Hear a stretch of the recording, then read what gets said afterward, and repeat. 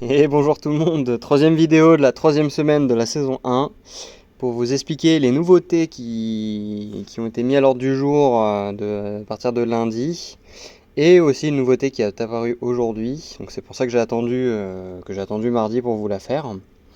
Non pas par flemme, même si j'avais pas forcément le temps hier et l'énergie pour le faire, mais pour que ce soit plus simple d'explication. Donc trois nouveaux bâtiments que vous allez retrouver dans la saison 1, je pense que vous l'aviez déjà tous vu. Il y a la base de l'armée de l'air, base du véhicule, missile et base de tank. Donc c'est des bâtiments qui ont exactement la même fonctionnalité que nos centres de tank, aéronautique et missiles. C'est des bâtiments qui vont concrètement booster la puissance, l'attaque et la défense et les HP de tous nos héros de 1% par level. Donc je pense que certains d'entre vous l'ont déjà monté et ont pu voir que mine de rien ça fait un petit boost de puissance pour son équipe. Alors c'est des bâtiments que je conseille de monter à partir du moment où vous avez monté toutes vos fermes niveau 30 mais également votre institut de recherche.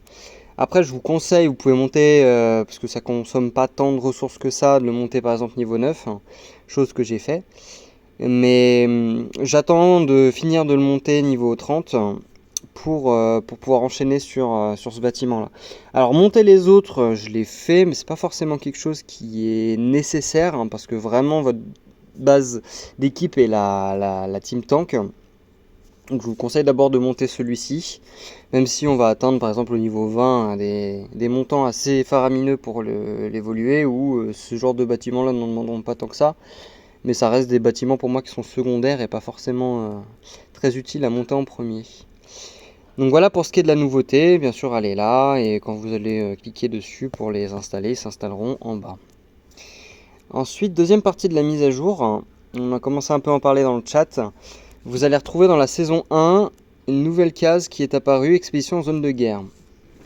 En fait, c'est toutes les... ça va être le prochain 5 jours, 12 jours, 19 jours. En fait, c'est un bâtiment qu'on va pouvoir construire sur les serveurs adverses. Donc, je prends un exemple si on va sur le serveur 345. C'est un bâtiment qui va nous permettre... Hop. Ah, attendez, j'ai plus internet.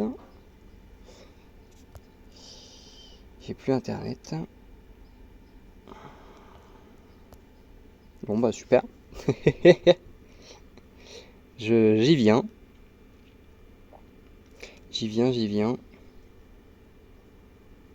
Excusez-moi.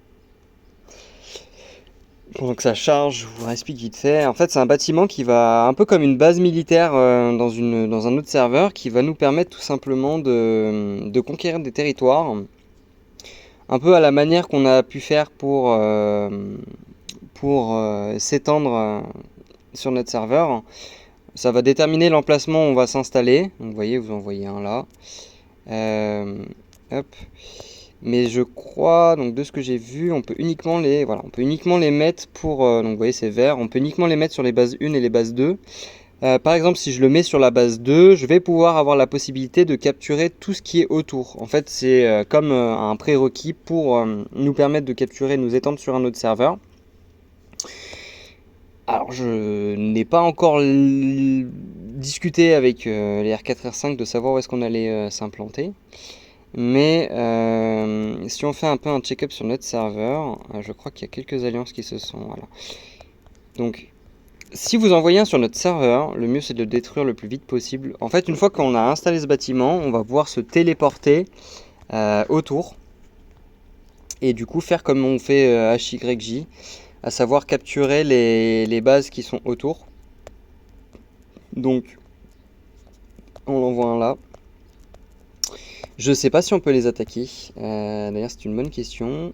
Ouais, voilà. On peut pas les attaquer. Je crois qu'on peut les attaquer que samedi. Donc, on risque rien, entre guillemets, à s'y téléporter. Mais de ce que j'avais vu, on peut par exemple contester, par exemple, une fois qu'il tombe et qu'il cherche à capturer, je sais qu'on peut, on peut le défendre. Et on peut également les taper samedi, comme les journées de VS classiques. Donc eux ne peuvent pas nous taper et nous ne pouvons pas les taper, sauf le samedi. Donc ça va être un peu une guerre de territoire sur les autres serveurs, ce qui va être assez sympa. Mais voilà, dans l'ensemble, on va un peu se regrouper, savoir quel va être le meilleur serveur, la meilleure zone à taper. Et si par exemple eux ils commencent à s'installer là. Donc ça, si je donne un exemple, je pense qu'on peut... Bâtiment statut protégé. Bon écoutez, ils ont des phases de protection aussi. Bon, c'est très compliqué à comprendre, hein, mais les directives seront données. Mais concrètement, voilà, on peut commencer à s'implémenter sur d'autres serveurs qu'à partir de la case 1 et 2. Voilà. Donc voilà un rapide résumé, il n'y a rien d'autre en plus, hein. Pensez toujours à, une fois que vous montez, c'est sûr qu'on n'y pense pas forcément, votre résistance virus, aller chercher dans les objectifs, et avec les récompenses d'aujourd'hui, à choper ce qu'on a eu là, hein, à savoir les boosts de type. C'est des petits coffres qui donnent des petites ressources, donc je sais qu'on oublie souvent d'aller chercher parce qu'on n'a pas forcément la notification. Mais voilà, pour vous résumer un petit peu les nouveautés, donc pas grand chose. Vidéo beaucoup plus courte que d'habitude. Pour ceux qui la regardent avant 16h, toujours le même principe que les mardis et les vendredis, où on a une défense de nos villes enfin une ville à défendre. Parce que si par exemple celle-ci on ne la défend pas, on la perd, hein. N'oubliez pas ce que j'avais raconté la semaine dernière.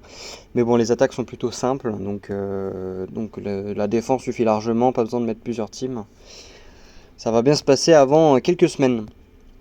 Voilà, Maréchal ce soir niveau 7, soyez présents, et puis moi je vous dis à la semaine prochaine. Ciao.